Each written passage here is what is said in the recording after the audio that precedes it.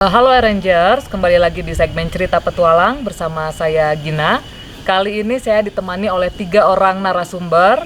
Langsung saja saya perkenalkan satu persatu. Sudah duduk bersama saya, dimulai dari yang paling ujung ada Kang Ihwan Supriyan Nur Hasan selaku Ketua Dewan Pengurus Wanadi saat ini ya Pak Ihwan ya? Betul. Iya, terus yang kedua ada Kang Heri Marantika SHMSI selaku Kakansar Bandung. Siap. Dan yang terakhir adalah ada Bapak Aden Mahyar Burhanuddin SHMH selaku Kepala Satgas Taman Nasional Wilayah 4 Situgunung. Betul, Pak? Kepala Seksi PTN. Oh, Kepala Seksi PTN. Wilayah 4 Situgunung. Baik. Nanti direvisi. Mohon maaf ya, Pak ya. Terima kasih banyak sebelumnya sudah berkenan untuk hadir. Pak Aden, Pak Heri, Pak Ihwan, jadi Bapak, nggak apa-apa nih, mau Pak Ihwan atau Kang Ihwan? Aduh, boleh. Apa aja? Jangan. Akang aja, Kang Ihwan ya, Kang Ihwan. Belum Terima kasih bapak-bapak. banyak sudah hadir di kesempatan hari ini. Kita akan berbicara tentang fenomena pendakian gunung, Pak. Nah, fenomena pendakian gunung, bagaimana caranya kita bisa menikmati alam yang lestari ini secara nyaman, aman, dan tentunya minim resiko. Nah, itu yang kita garis bawahinya, minim resikonya. Karena seperti yang kita tahu ya sekarang, tren pendakian gunung itu sedang populer-populernya, yang secara tidak langsung juga ada risiko yang memang harus diantisipasi, begitu. Nah, sebelum kita mulai langsung ke pertanyaannya, mungkin bisa dimulai dari Pak Aden dulu. Pak Aden bisa diceritakan dulu bagaimana, apa sih namanya ya, bentar ya Pak ya, saya aja suka lupa Pak, dikat dulu ya Pak ya. Apa sih namanya, kisah perjalanan, saya lupa Pak. Pertanyaan dari Bapak Bayu. Baik, saya akan mulai dulu dari Pak Aden. Pak Aden bisa minta diceritakan bagaimana kisah perjalanan Pak Aden di Taman Nasional Gunung Gede Pangrango sampai sekarang menjabat. Baik, terima kasih. Sebelumnya mungkin mohon izin, mungkin saya dahulu nih yang ditanya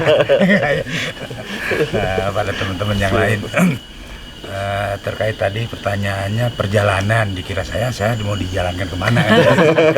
Perjalanan karir Pak, perjalanan karir. Perjalanan seluk-beluk saya di Gunung Gede. Pertama-tama mungkin terima kasih nih pada kesempatan ini tuh acara Arey itu yang memberikan kesempatan khususnya pada saya bisa bercerita sekelumit Taman Nasional Gunung Gede Pangrango. Walaupun khusus pribadi saya mulai masuk di Gunung Gede itu di tahun 99. Saya sebagai personil yang dididik sebagai tenaga pengamanan, yaitu polisi kehutanan, yang dimana pada waktu itu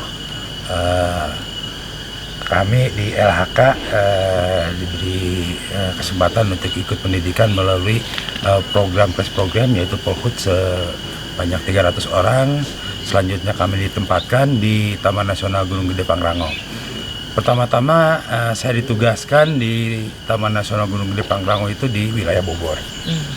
Sebagai personel Polhut saya melakukan kegiatan-kegiatan pengamanan atau proteksi area di seputar Taman Nasional Gunung Gede Pangrango.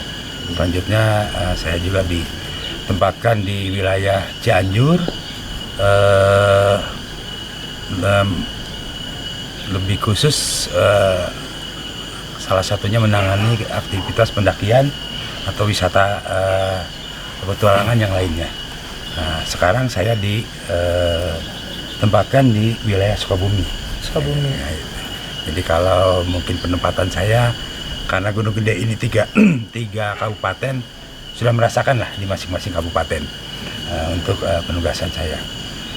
Ruang lingkup kerja saya hampir mirip, walaupun dari dulu di Bogor, Cianjur, di Sukabumi sekarang. Nah, terlebih kalau untuk di Cianjur banyak pengalaman bukan pengalaman lah, istilahnya banyak yang saya alami. Kalau pengalaman saya seolah-olah mungkin saya sudah berpengalaman, padahal saya hanya mengalami tugas-tugas di wilayah yang mungkin banyak teman-teman, mungkin banyak orang yang istilahnya ingin ke Gunung Gede untuk melakukan aktivitas pendakian. Nah itu mungkin salah satu gambaran perjalanan tugas saya di Taman Nasional Gunung Gede Pangrango. Gunung Gede itu ada 3 wilayah ya Pak ya, Cianjur, Sukabumi, sama Bogor. Dan 3-tiganya Bapak udah pernah ditugaskan di 3 area sana. Alhamdulillah saya pernah tugaskan. Nah, siap. Terima kasih banyak Pak Aden. Sekarang ke Bapak Heri, bagaimana Pak? Ya, sebelumnya saya ucapkan terima kasih untuk Teh Gina beserta tim podcast daripada Are ya, dimana kesempatan dan waktunya sore hari ini sangat bermanfaat sekali. Mudah-mudahan apa yang kita diskusikan, apa yang kita bicarakan ini bermanfaat buat semua, khususnya Basarnas dan unsur potensi SAR-nya ya. Nah, yang pertama mari kita sama-sama panjatkan puji dan syukur pada Allah Subhanahu wa taala, Tuhan yang Maha Kuasa, di mana sore hari ini kita bisa berkumpul di suasana yang hikmat ini. Dan selanjutnya Mbak Gina, izinkan kami memperkenalkan diri karena kami baru 1 minggu kurang lebih penugasan di Provinsi Jawa Barat.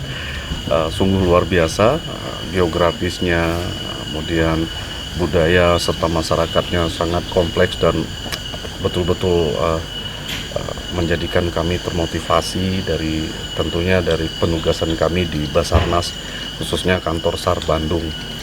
Nah, kaitannya dengan topik pembicaraan kita terkait situasi pendakian ataupun wisata gunung, tentunya dari Basarnas ini tidak terlepas daripada tugas pokoknya. Tugas fungsi daripada Basarnas itu adalah mencari, menolong, mengevakuasi serta menyelamatkan jiwa manusia yang terancam atau dikhawatirkan terancam. Memang Basarnas ini berawal dari pasca kemerdekaan Republik Indonesia pada saat itu, di mana kita secara de facto itu sudah dinyatakan merdeka. Namun secara de jure Indonesia masih harus mengikuti ataupun melaksanakan kewajiban-kewajiban yang menjadi tanggung jawab daripada Republik Indonesia pada saat itu. Kaitannya yang pertama adalah Indonesia diwajibkan mengikuti ataupun masuk ke dalam salah satu struktur badan dunia di PBB, yaitu International Civil Aviation Organization, yang memang menghandle kaitannya dengan pesawat-pesawat terbang komersial. Bila mana Indonesia tidak memiliki organisasi yang namanya SAR, maka kita dianggap waktu itu black area. Ya.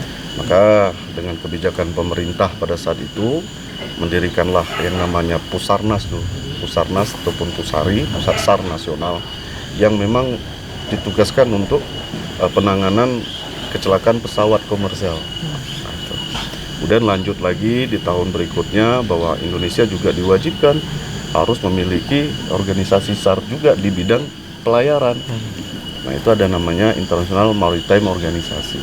Jadi khusus untuk menangani kecelakaan-kecelakaan kapal dagang, kapal niaga yang melintas di perairan Indonesia. Bila mana organisasi 2 ini tidak kita ikuti, maka kita dianggap waktu itu wilayah yang termasuk black area. Jadi tidak diizinkan oleh dunia untuk pesawat-pesawat komersial itu melintasi udara Indonesia maupun lautan ataupun perairan daripada Indonesia. Nah, khusus tema kita sore hari ini di wisata gunung lah ya, wisata gunung. Jadi Basarnas itu sendiri kan tidak bisa bekerja sendiri, Pak. Memang dia konsentrasi di mencari, menolong, menyelamatkan serta mengevakuasi jiwa manusia yang terancam, khususnya di indikasi kita mungkin ada wisata yang memang wisatawan yang teman-teman kita biasanya dari Mapala yang suka naik gunung gitu kan, karena memang Jawa Barat identik dengan gunung ya Pak ya. Nah ini juga Basarnas dibantu teman-teman potensi SAR, di mana ada abang kita dari Wanadri ini. Wanadri juga adalah embrio utama daripada dukungan bentuk masyarakat Indonesia pada saat itu untuk mendukung kelembagaan yang dimiliki oleh Republik Indonesia. Nah, jadi berlatihlah kita bersama-sama teman-teman mahasiswa pencinta alam serta banyak unsur menjadi satu. Kita bergabung dalam satu hati untuk bagaimana bisa memperkuat apabila terjadi kecelakaan pesawat komersial yang sifatnya di hutan gunung. Nah, ini berawal dari situ, teman-teman dari Wanadri, teman-teman dari kehutanan ini menjadi satu. Nah, di Basarnas itu ada yang namanya unsur potensi SAR. Nah, dalam satu wadah berlatih bersama, setiap gunung kita petakan ya indikasi-indikasi kerawanan, apalagi kan penerbangan ini punya jalur penerbangan. Nah, melintas di hutan gunung mana saja. Ini biasanya kita perkuat dengan teman-teman Wanadri, teman-teman Mapala lainnya. Dari ini kita menjadi satu, kita perkuat untuk kita lakukan latihan bersama. Supaya hutan gunung itu kita kuasai. Apabila terjadi insidensial pesawat itu jatuh, kita tidak berharap pesawat itu jatuh tentunya. Kita sebagai masyarakat Indonesia sudah cepat tepat mengantisipasi itu untuk melakukan evakuasi. Karena ingat bahwa pesawat itu adalah wakil daripada negara di mana pesawat itu mulai terbang. Demikian, Pak. Nah, Pak, supaya Rangers juga bisa lebih kenal lagi dengan Bapak Heri. Siap. Nah, Bapak Heri bisa menjelaskan tentang perjalanan karir Bapak nggak di Basarnas hingga sekarang itu ada di Bandung, karena saya dengar katanya Bapak itu sebelumnya di Palembang ya? Siap. Di Palembang. Nah, bisa diceritakan sedikit nggak Pak perjalanan karir Bapak di Basarnas bagaimana? Terima kasih Mbak Gina. Jadi mohon izin kami menyampaikan bahwa berawal background kami adalah seorang pelaut. Jadi kami selepas daripada pendidikan sekolah menengah atas, kami bergabung di sekolah pelayaran yang di Jakarta. Jadi begitu kami lepas dari pendidikan, kami berlayar. Di situ kami sudah mengenal apa yang namanya search and rescue. Tahun 2005 ternyata kami tidak diizinkan orang tua untuk tetap melanjutkan pelayaran. Jadi kami harus kembali mengabdi di tanah air. Kemudian kami bergabung di Basarnas di tahun 2005 sebagai nahkoda kapal waktu itu di Basarnas. Sepanjang karir kami pernah bertugas di Palembang sebagai nahkoda kapal, kemudian ke Provinsi Pangkal Pinang, Provinsi Babel, kemudian lanjut lagi ke Provinsi Jambi, dan masuk ke Bandung. Sebelumnya saya pernah di Bandung. Sebelumnya pernah di Bandung. Nah, waktu itu jabatan kami kepala seksi sumber daya yang memang khusus namanya menyiapkan unsur tenaga potensi SAR ini tadi. Nah, termasuk teman-teman ini kan sudah menjadi satu bagian daripada kita. Habis dari Bandung kami ternyata ditugaskan ke Kalimantan Barat dulu. Nah, dari Kalimantan Barat di tahun 2017 sampai dengan 2020. Hampir 3 tahun kami mengabdi di Kalimantan Barat, dan 2020 awal kami ditugaskan kembali ke Sumatera Selatan di Palembang.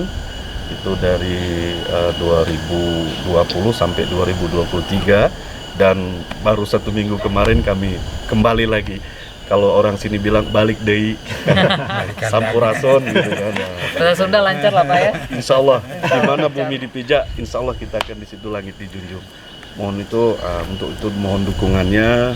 Mari kita sama-sama berdoa menyatukan visi dan misi bahwa Provinsi Jawa Barat ini kita harus bikin guyup dalam hal apapun, guyup dalam penderitaan maupun kebahagiaan. Demikian. Siap. Terima kasih banyak Pak Heri. Izin saya ke Kang Ihwan sekarang. Nah, karena kalau di Wanadri itu kan tidak ada perjalanan karir lah ya kasarnya, karena kita organisasi sukarela. Kang Ihwan, kenapa Wanadri yang dipilih? Jadi kalau mungkin ini teh perjalanan kenapa suka kegiatan alam dulu mungkin. Oke. Jadi dimulai sebenarnya saat saya masih di bangku kuliah SMA waktu itu, kurang lebih 2013-an. Kebetulan saya asli dari daerah Ciamis, masih di Jawa Barat. Waktu itu pertama diajak teman-teman lah biasa naik gunung kan, walaupun peralatan belum punya, apapun segala macam belum tahu. Waktu itu pertama kali ke Gunung Ciremai 2013 deh. Itu saya ingat perayaan Hari Sumpah Pemuda. Nah, Hari Sumpah Pemuda ada kegiatan bersih gunung, dan itu pertama kali ya seadanya aja waktu itu kan. Nah terus setelah itu ya mulai suka lah, walaupun sebenarnya kalau boleh jujur yang pengen masuk Wanadri awalnya yang lebih tahu itu teman saya, cuman nggak kesempatan. Awalnya saya iseng 2016 tuh mulai stalking waktu itu kan belum di Instagram ya, Wanardi masih di Facebook. Nah, jadi masih di Facebook, informasi-informasi lihat, dan awalnya saya belum niat, tapi mau pamer ke temen awalnya tuh bahwa saya mau masuk Wanadri kan gitu. Walaupun awalnya bercanda, tapi pas pembukaan dibuka rada gambling, ini bingung nih apa daftar atau enggak. Akhirnya ya daftar lagi. Ya saya masuk Wanadri tahun 2016. Waktu itu yang dilantik 98 orang, saya seangkatan. Nama angkatannya Tapak Bara Rimba yang perempuannya.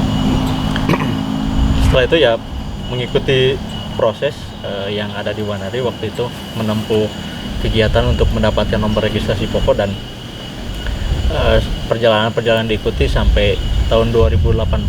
Titik akhirnya waktu itu Dewan Pengurus punya program ekspedisi ke Papua, Festival Puncak Papua itu jadi kegiatan ekspedisi saya anggota muda.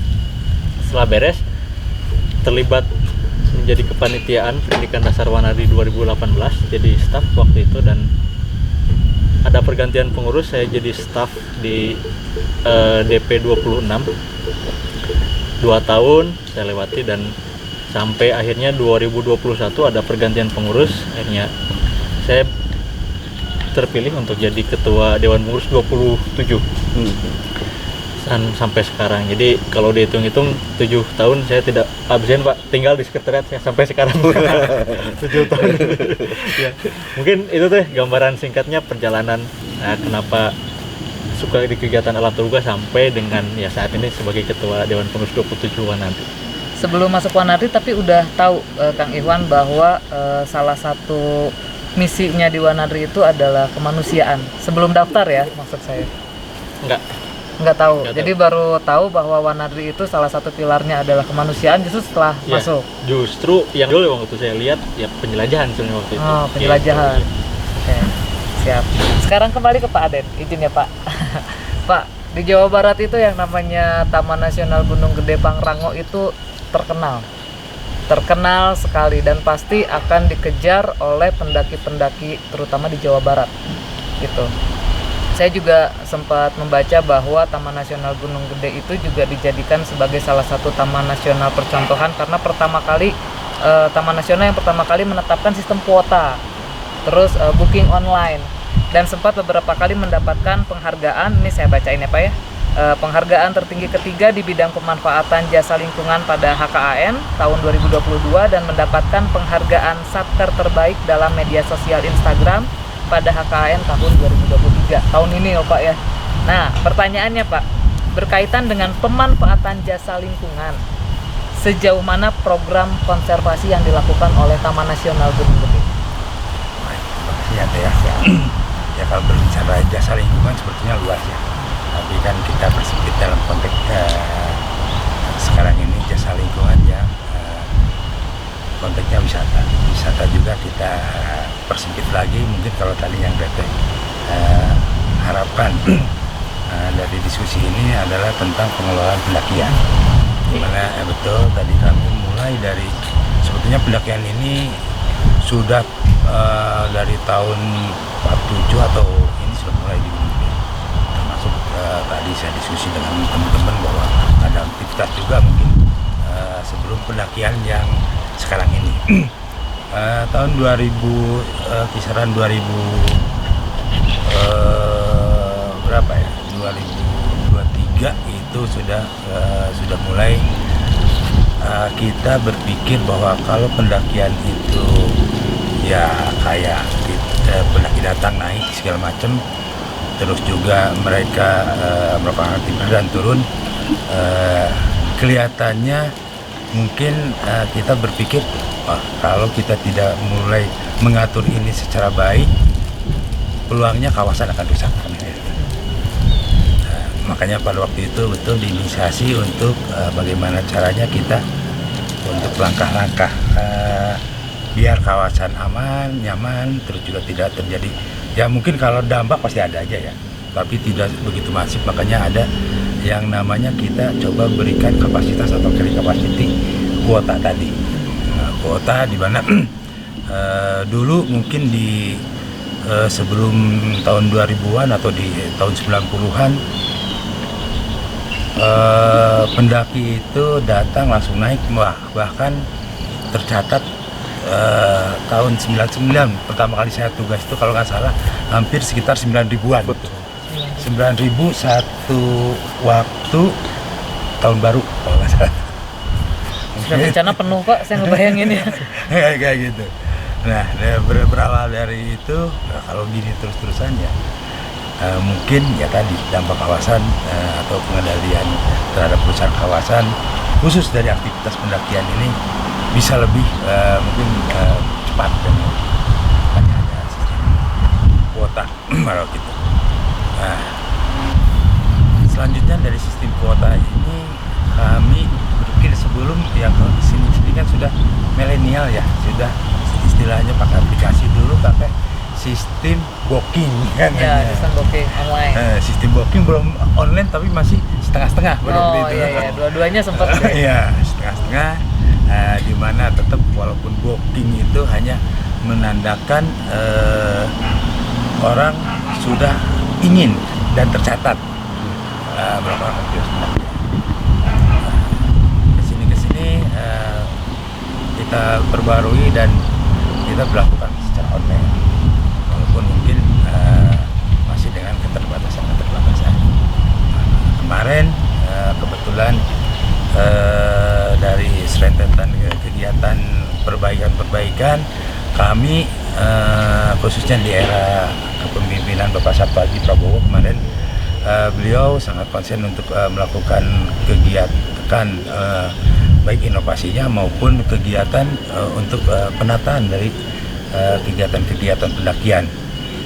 Baru di launching aplikasi yang terbaru untuk sistem booking online. Mungkin kalau Teteh atau teman-teman lihat sistem booking online yang ada di Gunung Gede warnanya agak lain gitu.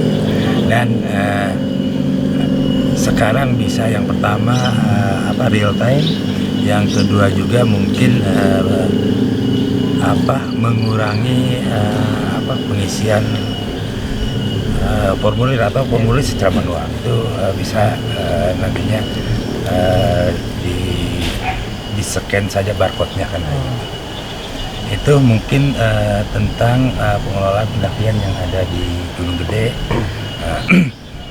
Selanjutnya ya kami juga masih uji coba untuk harapannya ke depan itu ya pendakian ini bisa nyaman dan bisa untuk semua kalangan.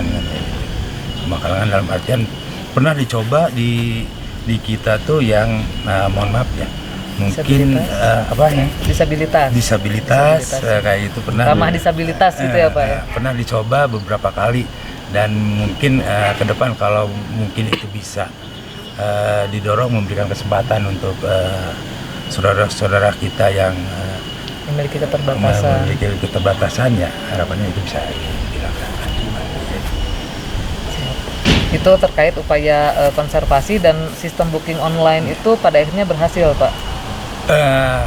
Ya kalau dikatakan berhasil mungkin kami ya tadi diceritakan bahwa kami yang terhadap alamnya aja dulu Pak, terhadap alamnya ya, kerusakan ya, alam. Ya kalau dilihat dari sisi kawasannya mungkin bisa dilihat, walaupun mungkin beberapa saat pernah viral baik sampah maupun cara kelola Sudah. Tapi kalau dilihat dari sisi kawasannya, kawasan Taman Nasional Gunung Gede Prano, luasan alun-alun masih terjaga enggak gitu. Terus juga dari sisi treknya masih layak untuk dilakukan pendakian.